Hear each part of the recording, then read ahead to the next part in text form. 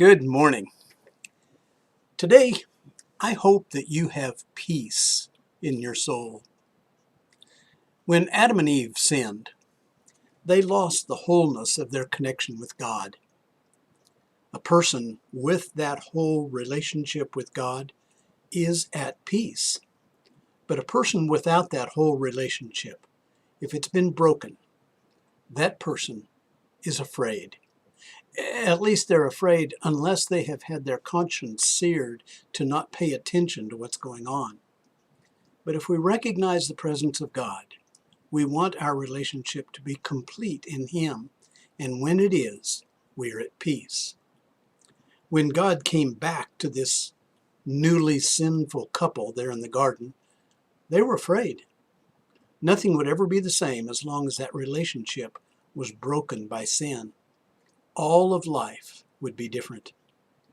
Rather than the designed connection of love and peace that they were supposed to have, Adam, Eve, and consequently anyone else who falls away from that purity of sinlessness would be destined to live a life of fear and shame. Peace gets replaced by guilt. Confidence is replaced by intimidation, and joy is replaced by fear. So, knowing this, God went to work to restore that relationship. He promised that someone would come who could bring back that wholeness and that joy. So from that moment on, man's chief goal was to be at peace with God with this restored relationship. So now, let's jump ahead in the Bible, up to the book of Judges, to the story of Gideon. By this time, God had demonstrated His power, His presence in a lot of ways, so that the people could clearly understand that God was indeed there. He walked with His people through history, and He delivered them from bondage. He made promises that He would later fulfill.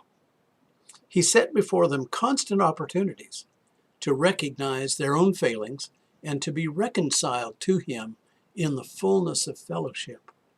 God's beautiful design to bring people back. Every indication that we have tells us that Gideon was a man aware of God and of the power and the promise of His deliverance that God had provided for us. But still, because of the disobedience of the people, God had allowed the Midianites to conquer and actually control them.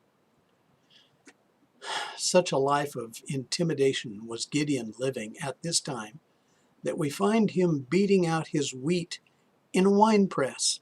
He was doing that because he was afraid of the enemy. When he discovered that he was speaking with the Lord, he was afraid of the Lord. But the great offer was renewed from God to Gideon when the Lord said to him, "Peace to you, do not fear." Gideon's reaction to this offer was to build an altar there to the Lord and to name that altar, "The Lord is Peace," or Yahweh Shalom.